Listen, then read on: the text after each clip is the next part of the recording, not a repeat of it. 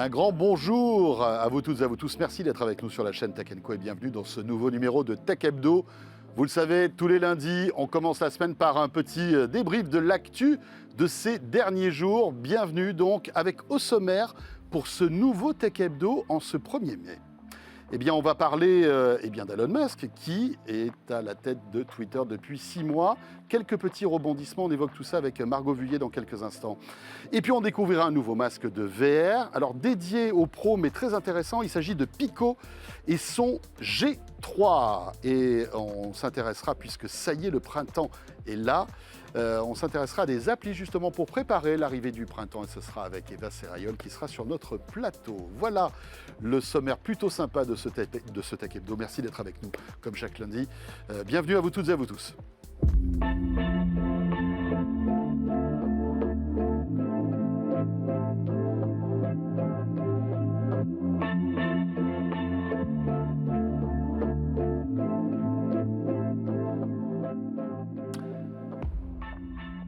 En ce 1er mai, on est très heureux d'être avec vous, bien évidemment, pour toute l'actualité tech. Vous pouvez retrouver ce Tech Hebdo, bien sûr, sur la page YouTube, sur la chaîne Tech & Co, bien évidemment, ce lundi soir, et puis, bien sûr, en replay sur l'appli RMC BFM Play. Et vous le savez, Tech Hebdo, pour débuter, c'est toujours l'actu de la semaine. On se connecte tout de suite à la rédaction de Tech & Co avec Margot Vuillet qui nous rejoint tout de suite sur ce plateau.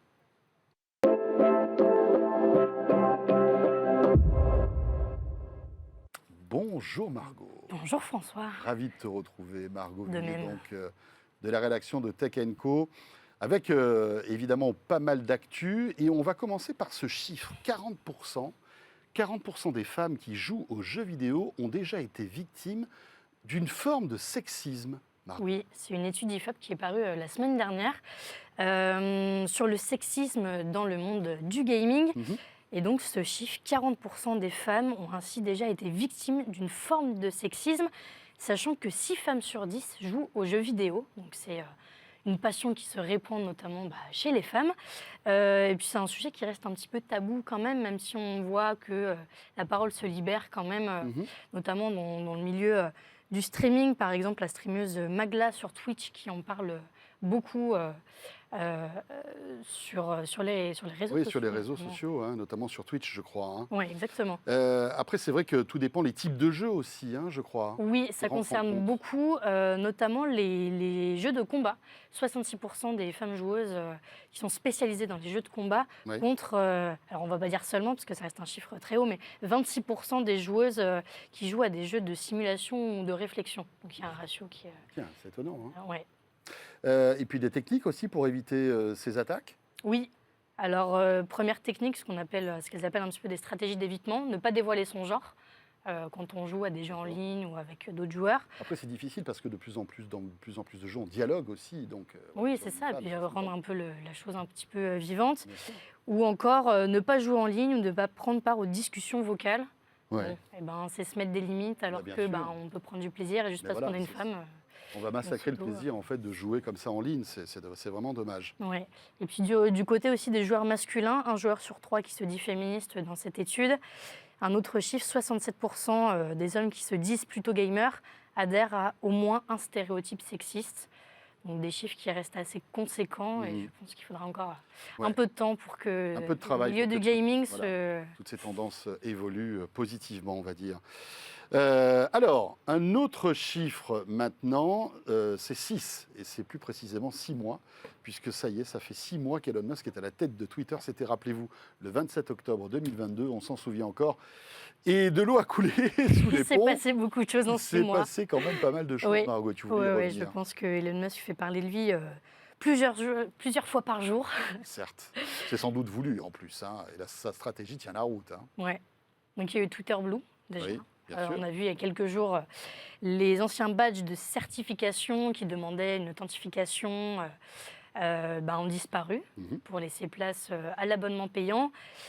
Twitter Blue, alors je ne sais pas si tout le monde s'en souvient, mais ça a apparu 2 semaines après le rachat d'Elon Musk pour être retiré parce que c'était un fiasco total. Oui, ça avait été mal lancé. Oui, c'est ça. Il y a eu des usurpations d'identité assez conséquentes. Et donc c'est revenu le 22 novembre et en France, c'est apparu le 3 février.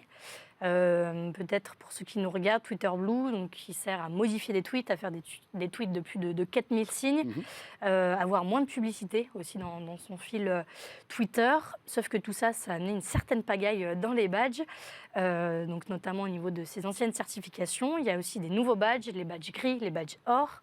Autre changement aussi sur l'interface Twitter, il y a le fil pour vous qui est apparu, on se souvient, début janvier. Le tout est basé sur des décisions des algorithmes. Et enfin, Elon Musk qui a mis le paquet sur la modération, mais peut-être pas dans le bon sens. Ouais. 70 000 comptes qui avaient été bannis pour des informations sont revenus.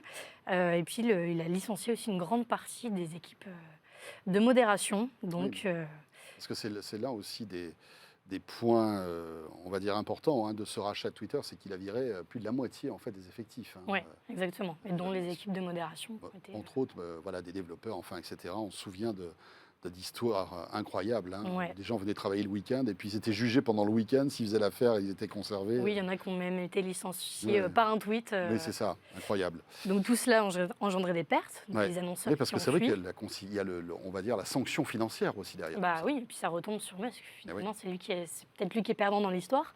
Et puis Twitter Blue, c'est seulement 0,25% des utilisateurs qui se sont abonnés. Donc il veut miser sur un système d'abonnement, on ne sait pas si... Oui, pour l'instant, ça n'a pas l'air de rameuter les foules.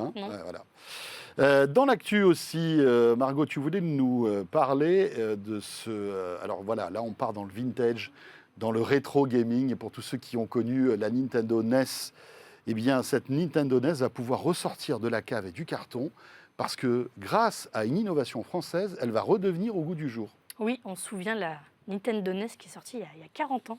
Déjà. Ouais. Et ce jeu, il s'appelle Super Tilt Bro. Et comme tu le dis, en effet, c'est un Français qui s'appelle Sylvain Gadra et un éditeur qui est français lui aussi qui s'appelle Brock Studio. Et la particularité, c'est qu'on pourra jouer en ligne à la NES puisqu'en fait, une puce Wi-Fi est intégrée directement dans la cartouche. Et donc, ça va être un jeu de combat où s'affrontent des personnages de Mario à Zelda en passant par Animal Crossing. Pas de personnage de Nintendo au menu, mais donc il sera possible de jouer en ligne. Et en fait, techniquement, la cartouche contient une carte électronique qui intègre une puce et une antenne Wi-Fi. D'accord, qui permet justement d'ouvrir la porte aux jeux en réseau. Oui. C'est ça, hein ? C'est ça, exactement.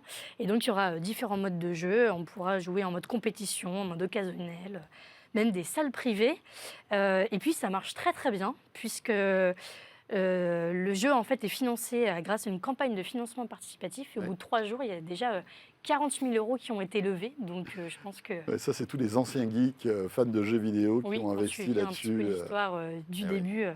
Et donc des livraisons, des versions physiques est annoncée pour avril 2024, qu'il faudra patienter encore un peu, mais on peut déjà jouer en ligne en tout cas à ce jeu-là. Voilà, Margot, je ne sais pas si tu as déjà testé cette console. Pas encore. Parce que tu es beaucoup trop jeune bien évidemment, mais...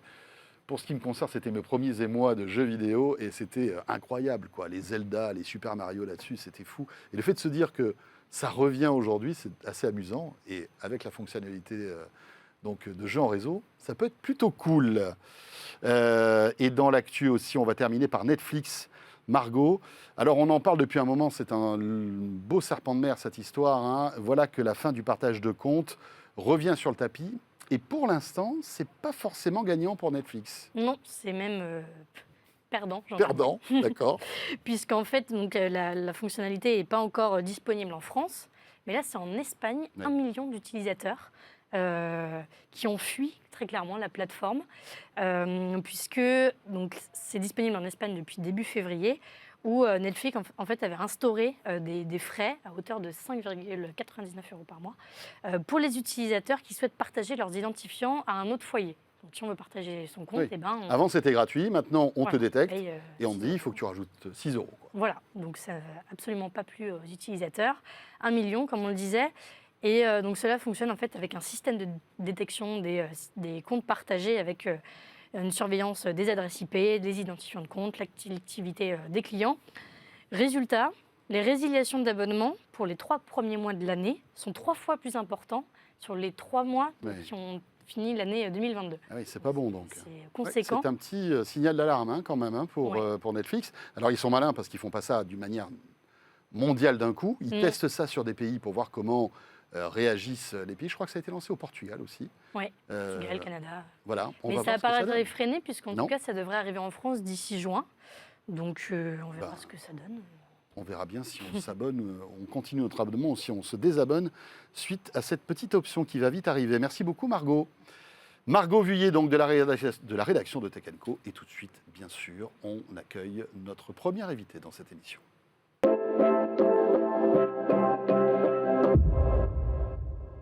Tiens, si on parlait un peu de VR, sujet qu'on aime beaucoup, avec Alizé Amrani qui nous a rejoint sur ce plateau. Bonjour Alizé. Bonjour. Responsable marketing Europe chez Pico Business. Et oui, Pico, pour tous ceux qui s'intéressent à l'actualité de la VR, il y a Meta bien sûr, il y a HTC avec son Vive, il y a d'autres acteurs qui prépareraient peut-être des masques, dont Apple, mais il y a aussi Pico.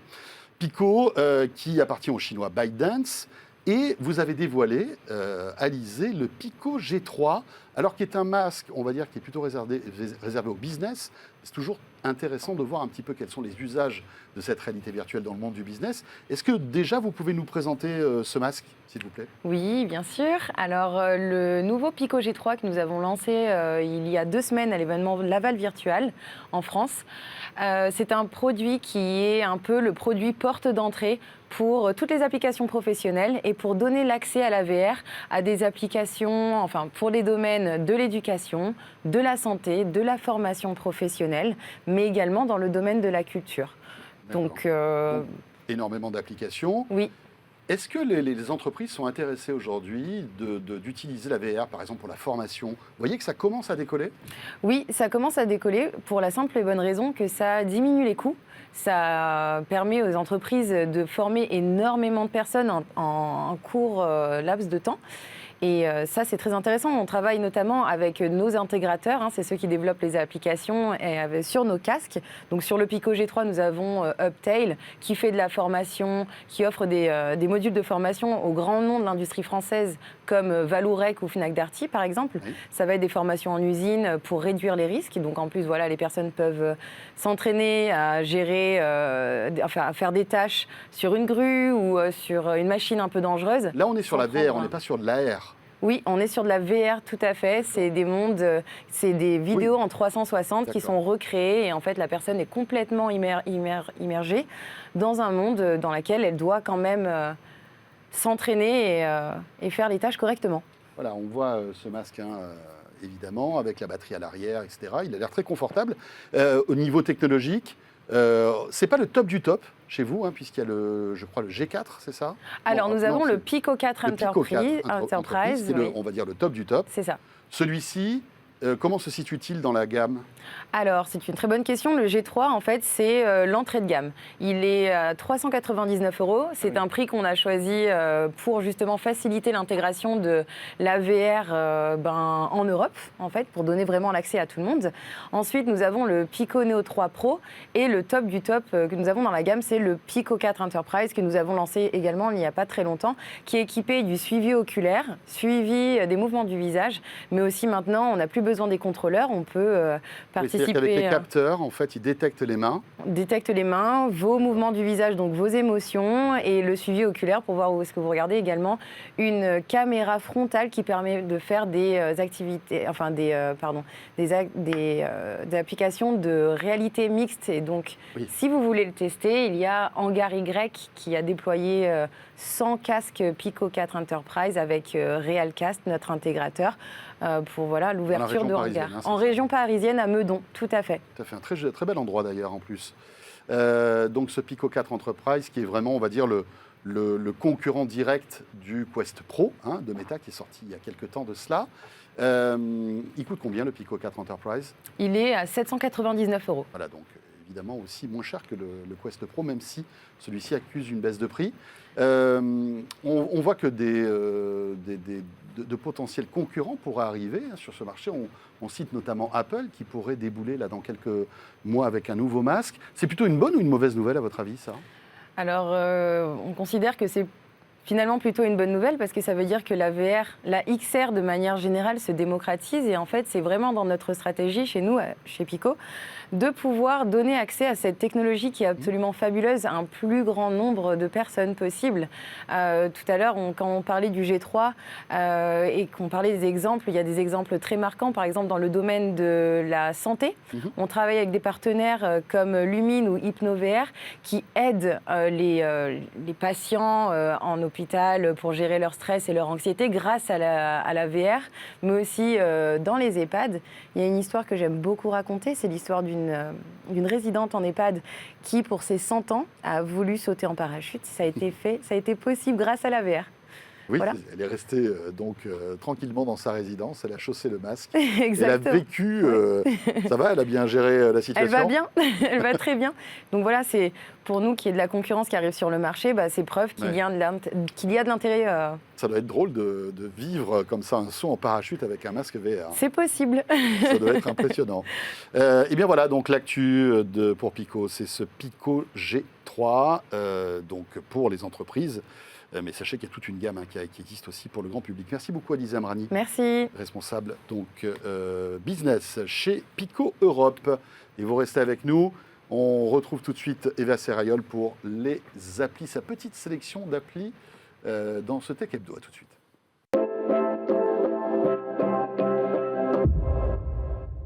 Et en ce 1er mai, que diriez-vous pour terminer ce Tech Hebdo? Une petite chronique avec une sélection d'applis spéciale printemps. Ça serait pas mal quand même, non? Eva Serrayol, bonjour. Bonjour François. C'est une très bonne idée, ma foi. Petite sélection que vous avez faite pour nous, que tu as fait pour nous. Qu'est-ce que tu nous proposes donc? Alors, des petites applis pour le printemps, pour rendre le printemps un petit peu plus tech et un petit peu plus simple. Oui. Vous allez voir. D'accord. On commence avec Picture 10. Picture 10, c'est une appli qui permet de reconnaître les plantes grâce à l'intelligence artificielle. Donc déjà, c'est pratique. On va se balader au parc, on va se balader en forêt. On voit une fleur ou un arbre qui nous plaît. On veut en savoir plus. On prend la photo et on a toutes les caractéristiques de la plante. C'est un peu un Shazam végétal. Exactement. Mais ça ne fait pas que ça. Ah. Et ça, pour tous ceux qui n'ont pas la main verte comme moi, mais qui aiment quand même bien avoir des plantes vertes dans leur appartement, c'est hyper pratique. Donc en fait, on peut prendre en photo nos plantes et les ajouter à Mon Jardin, ça s'appelle. Et donc on a une vue d'ensemble de nos plantes. On peut dire la dernière fois où on les a arrosées, donc ça nous fait des petits rappels. Et surtout, quand on les prend en photo, ça nous donne l'état de santé de la plante. Donc, pour moi, il n'y a pas eu de grosses surprises, elles étaient toutes malades. Les feuilles jaunes et desséchées, apparemment, c'est C'est un standard chez Eva, d'accord. Voilà. Ouais. Et donc, elles nous disent si elles sont en mauvaise santé, comment faire pour les aider en fonction de ce qu'elles ont, s'il y a des petits insectes, comment les traiter, etc. Donc, et ça marche vraiment? Il y a beaucoup d'erreurs ou alors, je vous le dirai d'ici quelques mois. Si mes plantes continuent de mourir, c'est que ça ne marche pas. Pour le moment, ça m'a eu l'air vraiment pas mal. C'était clair et net qu'elles étaient desséchées. C'est quand même assez fascinant que simplement avec une photo, en fait, l'appli arrive à retrouver la variété de Mais surtout du parmi végétal, des milliards de variétés. C'est incroyable. Ah ouais, vraiment. Top. Et ça s'appelle Picture 10. Picture 10. Version gratuite et payante? Et une version payante avec un essai 7 jours gratuit comme souvent. Et ensuite, c'est 29,99 pour 1 an. Donc ça reste quand même assez raisonnable. Si ça fonctionne bien, ça reste raisonnable. Et puis tu sauveras tes plantes. Exactement. On l'espère. Je vous ferai un petit retour. Bon, si tu t'intéressais un peu, parce que c'est la période en ce moment, aux allergiques. Aux allergiques, oui. Alors cette appli, elle est pour tous ceux qui se mouchent, qui ont les yeux gonflés, qui pleurent et qui détestent le printemps, du coup. Donc petite dédicace aux allergiques au pollen. Eh oui. Donc cette appli Pollen Plus, on rentre dessus, on active la géolocalisation, ça nous capte et on se retrouve avec des infos très complètes sur ce qu'il y a dans l'air autour de nous. On peut même choisir ce à quoi on est allergique, c'est-à-dire bouleau, platane, frêne, chêne. Je ne vous les fais pas tous, mais il y a une liste très très longue. Il y a un petit graphique aussi, une page où on peut voir le risque d'allergie en fonction de l'heure de la journée. Donc on peut même prévoir et anticiper. Oui, comme une météo des pollens en quelque sorte. Exactement. Wow. Donc c'est très pratique, c'est assez complet et surtout c'est gratuit. Et petit plus, on peut aussi voir la pollution atmosphérique autour de nous. Donc avant d'aller faire le petit jogging, si vous voulez vous remettre au sport au printemps. Si vous avez le pollen et la pollution, vous vous dites bon non mais ça va, je vais regarder Tech Hebdo alors. Exactement. Je vais rester à la maison, c'est pas mal. Donc voilà, et si vraiment Pollen Plus ça suffit pas, on me l'a beaucoup recommandé sur les réseaux sociaux. On a l'appli Doctolib que tout le monde connaît bien. Le mieux c'est quand même de prendre rendez-vous avec un ORL. La désensibilisation, ça marche très bien pour les allergies. Oui, voilà. C'est vrai, même si ça fait un peu bobo quand même. Je sais pas si tu as. J'ai pas testé, moi j'ai quand même la chance d'aimer le printemps. Quand on n'aime pas les aiguilles, c'est pas bon. Autre appli que tu as testé pour nous, qui s'appelle Paris Région Aventure. C'est ça. Celle-là, elle est plus pour les familles ou pour les grands-enfants comme moi parce que je me suis régalée de la tester. L'idée de cette appli, c'est de faire découvrir des quartiers ou des monuments célèbres de Paris et ses alentours grâce à la réalité augmentée, la reconnaissance d'images et la géolocalisation. Donc il y a 44 aventures à faire, que ce soit de chez soi ou en extérieur. C'est environ 1h30 par aventure et c'est une sorte de jeu de piste en fait. Donc pour les aventures dehors, on a plusieurs thématiques, sport, street art, histoire, des choses un petit peu plus artistiques, nature, gastronomique. Donc tout le monde peut trouver son compte. Exactement. Et il y a plein de lieux. On peut aller découvrir le marché aux puces de Saint-Ouen. J'ai noté le centre Pompidou, Versailles qui me donne envie de tester. On peut découvrir l'ancienne ville royale de Rambouillet, se balader sur la Marne. Voilà, c'est très sympa, il y a vraiment de quoi faire. Et donc, on bouge dans un quartier pour collecter des objets. C'est ça l'idée, grâce à la réalité augmentée. Et quand on a trouvé plusieurs objets, il y a des petits quiz, des petites anecdotes sur des événements historiques, sur le quartier, etc. Et on collecte des personnages. Donc, par exemple, à Versailles, on va avoir Louis XVI, Louis XIV, Marie-Antoinette. On peut avoir Napoléon ailleurs. Et on peut faire une petite collection des personnages en fonction des thèmes. Donc ça, j'ai trouvé que c'était assez sympa et ludique pour les enfants. Et de chez soi, c'est une nouveauté de l'appli. C'est des aventures sur le thème des Jeux Olympiques. Donc ça, je l'ai fait hier soir. Et on se promène dans un quartier donc sur le téléphone avec son petit personnage. On peut choisir entre Tom et Emma. Moi, j'ai pris Tom parce que c'est le nom de mon petit frère.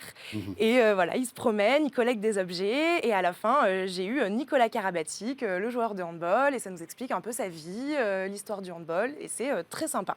Les graphismes sont très joli, moi ça m'a plu. C'est une très bonne idée pour occuper les enfants, surtout pour les longs week-ends du mois de mai qui arrivent. Et les pongs là qui s'enchaînent. Ouais, et c'est entièrement gratuit surtout.